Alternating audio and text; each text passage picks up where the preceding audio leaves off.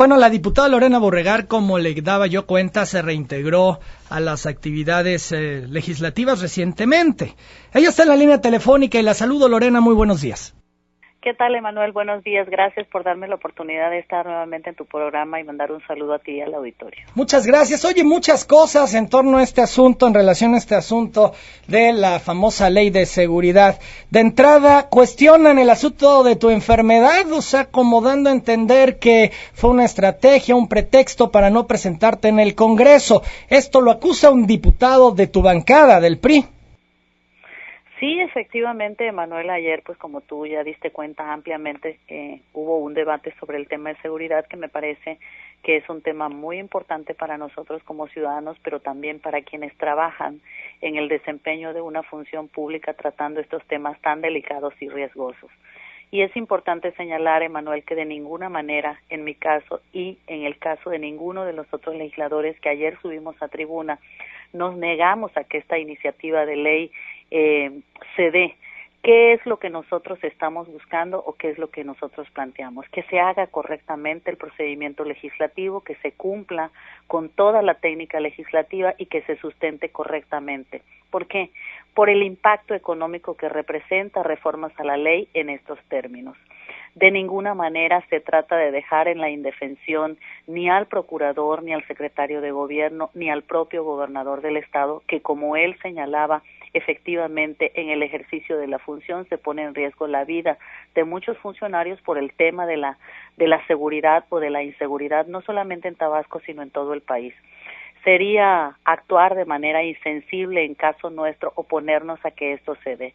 Lo que sí tenemos que considerar es el estado financiero que tenemos nosotros en Tabasco cuando en reiteradas ocasiones nosotros hemos tomado decisiones como Congreso del Estado, decisiones difíciles de autorizar empréstitos por la falta de liquidez del gobierno del Estado de Tabasco, y ese ha sido el argumento que el propio Ejecutivo ha planteado a los legisladores para que nosotros aprobemos empréstitos para pagar los paripasos de el Fonden, para que nosotros autorizáramos el recorte o la reingeniería administrativa donde se despidieron a varios miles de empleados, y el argumento del Poder Ejecutivo fue precisamente que no había dinero, que había una insolvencia financiera, y que en atención a eso nosotros como Poder Legislativo teníamos que actuar solidariamente. Y lo hicimos, Emanuel. Pero también es importante, esto es de ida y vuelta. Nosotros como legisladores tenemos que garantizar el equilibrio de poderes y también darle la voz a los ciudadanos, que esa es la tarea y la función más importante que tenemos. Y en este tema de ayer, que se tocó sobre el tema de seguridad, bueno, pues nosotros lo hicimos precisamente pensando en que se puede todavía rectificar. El proceso legislativo, el proceso legal no ha concluido, puesto que esta iniciativa de modificaciones a la ley de seguridad no ha concluido, ya que no se ha publicado en el diario oficial, y que el Poder Ejecutivo tiene la facultad de vetar esta iniciativa de ley.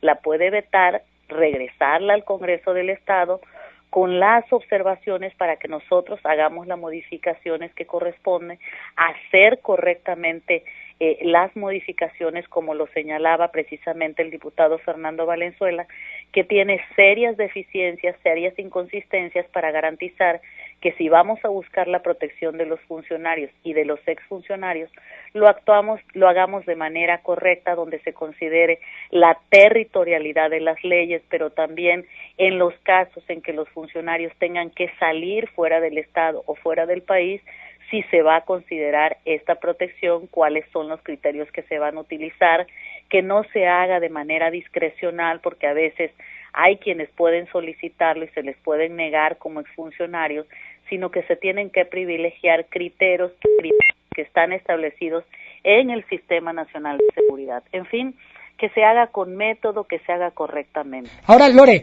fíjate que me llama la atención que el ataque proviene hacia tu persona en particular de los propios compañeros de tu bancada, y cuestionan que el tema de tu enfermedad que tú argumentaste pues sea cierto, que fue una estrategia, o se podría pensar eso. ¿Estuviste enferma, Lorena?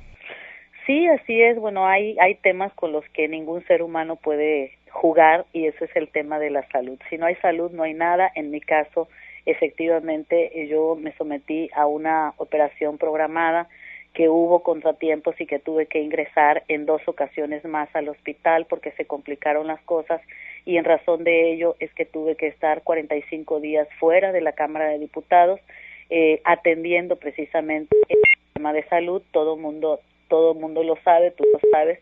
Digo, hay cosas con las que yo no juego, me respeto demasiado para eso. Para mí la labor legislativa es muy importante. Y bueno, a veces frente a la pequeñez, y no solamente la pequeñez física de algunos diputados, y ante la falta de argumentos para debatir, para intercambiar ideas o defender un tema en particular, como es el caso de este tema que se tocó ayer en el Congreso, se recurre a la descalificación. Hay algunos compañeros que desafortunadamente no tienen los argumentos y a veces dicen a todo que sí y confunden la colaboración con el colaboracionismo. Entonces son de las cosas que a veces no nos dejan bien parados como poder legislativo, pero son las cosas con las que tenemos que lidiar. En mi caso, creo que me respeto demasiado como para mentir en algo tan delicado como es el tema de la salud.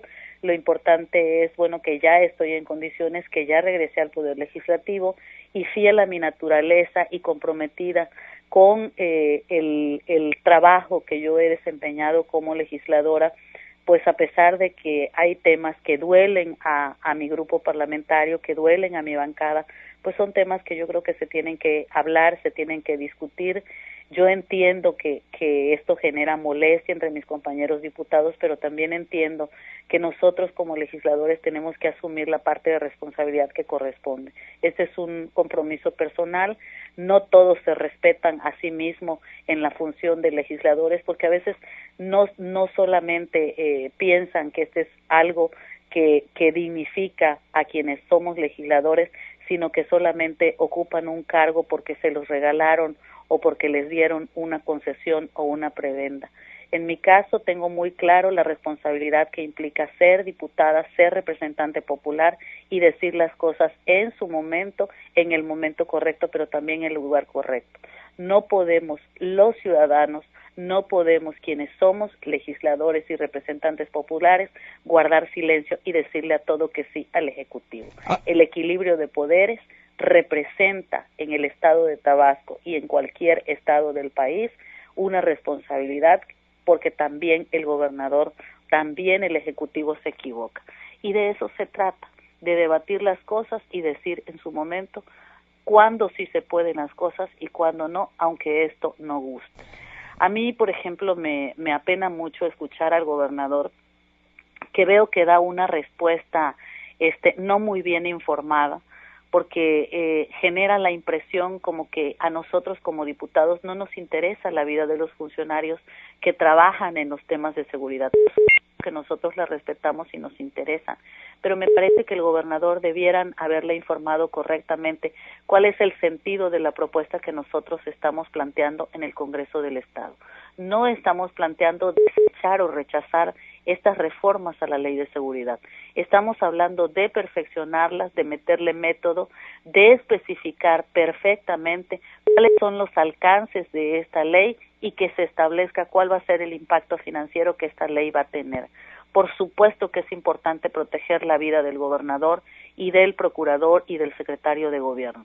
Aquí lo que habría que revisar cuáles son los criterios que se van a utilizar para brindar la protección a un exsecretario de gobierno o a un exfuncionario que haya estado vinculado con el tema de seguridad. Esas son las cosas que tenemos que revisar y que hacer correctamente. Y eso yo lo platicaba con Marcelita, con la coordinadora de la bancada del PRI, que precisamente la función del coordinador de la bancada es precisamente revisar, es precisamente hablar con el Ejecutivo en un intercambio abierto, franco, pero también muy claro, de cuáles son los alcances de una iniciativa de reformas que presente el Ejecutivo, cuándo es viable hacerlo, pero también cuál es el sentido de oportunidad política con el que se tiene que presentar. Me preocupa que el gobernador no esté cuidando a su partido cuando estamos en pleno proceso electoral. Por ejemplo, a mí me sorprendió gratamente escuchar la posición de Jesús Alí, que es el candidato al gobierno del estado del país, sobre este tema de la ley de seguridad. Él decía que no era oportuno, que no era correcta esta ley y que se oponía, por supuesto, a estas reformas a la ley de seguridad. Me parece que esa es una actitud inteligente. Yo espero que el gobernador revise bien el tema, que su equipo de la Consejería Jurídica no expongan al gobernador al ridículo, a una revisión que se tiene que hacer de estas reformas a la ley y que cuiden al Poder Ejecutivo, pero también que piensen qué es lo que más conviene a Tabasco. No solamente se trata de decirle que sí al gobernador si la preocupación del gobernador es que no tenga la seguridad suficiente él o su familia, sino se trata de que hagamos las cosas bien. En el caso del gobernador, me parece a mí que se tiene que revisar con más cuidado, pedirle a los asesores del gobernador, al equipo de gobierno, que revisen las cosas bien y que no expongan al gobernador a decir cosas con las que a veces evidentemente no se tiene la información suficiente. Finalmente, diputada, yo quiero preguntarte algo que muchos se han cuestionado y lo han hecho públicamente. ¿No tuviste oportunidad de preguntarle a tu coordinadora de fracción, a la diputada Marcelita, por qué la prisa? ¿Por qué la qué, perdón? La prisa para aprobar esto, porque fue en tiempo récord, además lo hacen en un lunes santo, que nos deja pues mucho que pensar. Mira, yo lo platiqué con ella de cuál era la prisa y ella lo que me señalaba es que bueno, que no había ninguna prisa, que eran temas que ya traían agendados. También yo le comentaba, bueno, cuál había sido la postura de ella como coordinadora de la bancada, como presidenta de la Junta de Coordinación Política, que como tal está obligada a cuidar la imagen del Poder Legislativo y ver cuál es el impacto que causa en la opinión pública y el consenso que puede tener o no una actuación del Poder Legislativo. Y ella lo que me decía es que había una insistencia de parte del Poder Ejecutivo, no me especificó de qué personajes o de qué dependencia, porque esto se aprobara. Y, insisto, Perdón, Lorena, que se aprobara sin hacer una revisión del asunto financiero, cuando ella fue subsecretaria de Finanzas, cuando ella ha estado en la Comisión de Hacienda, cuando fue tesorera municipal, vaya, cuando el tema de los recursos son fundamentales y haya estado siempre en esa área. Bueno, Emanuel, son de las cosas precisamente que nos sorprenden a todos, de igual manera como tú ya bien lo has detallado. Ella es una mujer con mucha experiencia en los temas financieros y esos son parte de los argumentos que yo le cuestionaba en una reunión, el por qué no se había tomado en cuenta la opinión de la Comisión de Hacienda, que por cierto ella preside, y que tradicionalmente como parte de un acuerdo parlamentario y precisamente por la escasa liquidez del gobierno del Estado, se tenían que revisar el impacto financiero de todas las iniciativas o reformas que se presenten en el Congreso del Estado, y ese es un acuerdo parlamentario que se hizo precisamente a partir de eso. Y ella lo que decía, bueno, es que en la ley reglamentaria se iba a establecer esto y que además estaba sujeto a la disposición presupuestal. Y yo creo que hay cosas que en la ley no se pueden dejar al azar, y menos en un tema tan delicado como precisamente señalaba el gobernador Granier, que es el tema de seguridad, donde se trata de proteger o no la vida de funcionarios o exfuncionarios. Aquí de lo que se trata es de particularizar cuáles son los criterios que se van a establecer, porque si el hijo del gobernador se va a vivir a España o el propio gobernador Granier al salir de su función como gobernador el 1 de enero del 2013, ¿a dónde se va a ir a vivir? O sea, le vamos a mandar escolta si se va a vivir a Barcelona, si se va a vivir a Estados Unidos, o sea, ¿cuáles son los alcances de esa ley?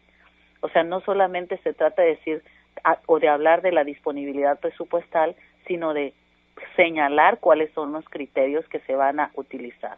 En el caso de esto, bueno, pues Marcela evidentemente no tuvo la capacidad para oponerse y para pedir que hubiera el tiempo suficiente para que se aplicara técnica legislativa, se hiciera todo el procedimiento como tradicionalmente se debió haber hecho, pero bueno, pues, o sea, el hecho consumado es que se aprobó, que podemos rectificar, que no solamente se trata de cuestionar o de descalificar una iniciativa de reforma, sino de plantear alternativas que beneficien a los ciudadanos, pero también a quienes son los destinatarios de esta reforma a la ley. Y uno de esos destinatarios es Humberto Mayans, fue secretario de gobierno y él se dice a favor.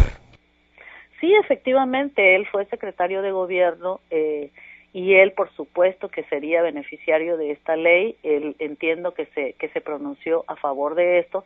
También entiendo que el candidato del PRI, Jesús Alí, lo hizo en contra, y esto habla, bueno, que no hay uniformidad de criterios en el propio partido y que se tiene que actuar con sensibilidad. Aquí habría que ver qué opinan quienes son candidatos a diputados al Congreso local en el estado de Tabasco, porque si el gobernador Granier persiste en esta postura de no vetar la ley y nosotros en el Congreso del Estado presentamos la solicitud de derogación de esta ley y no alcanzamos los votos necesarios para que esta ley se modifique, habría que ver si la próxima legislatura, que son los candidatos que andan solicitando el voto a los ciudadanos, estarían en disposición de derogar la ley en el momento que corresponda a la próxima legislatura, y de ver si se sostiene Jesús Alí de la Torre como candidato del PRI al gobierno del Estado, y si él ganara la elección a la gobernatura del Estado, si él estaría en disposición de que esta ley se derogara, o de igual manera al otro candidato con posibilidades de ganar, a Arturo Núñez Jiménez. Entonces, de ver con los candidatos al gobierno del Estado, ya una vez que alguno de los dos gane, a ver si ellos estarían en disposición de que esta ley se derogue. Y bueno, pues sería fugaz la vigencia de esta ley que finalmente parece ser que el interés de parte del gobernador Granier es que a su salida garantizar la protección para él y para su familia y por supuesto para su exfuncionario. Diputado Borregar, me da mucho gusto saludarte, saber que ya te encuentras mejor de salud y reintegrada a tus actividades. Estaremos pendientes, por supuesto, de este y otros temas. Te envío saludos.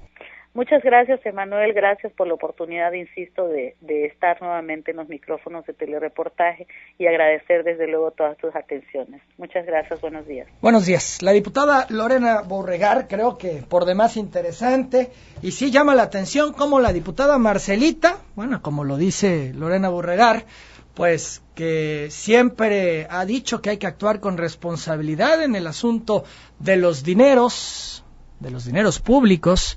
Pues en esta ocasión no le dio la importancia y dice, bueno, pues ya cuando venga el tema del reglamento veremos cómo le hacemos. 8:25.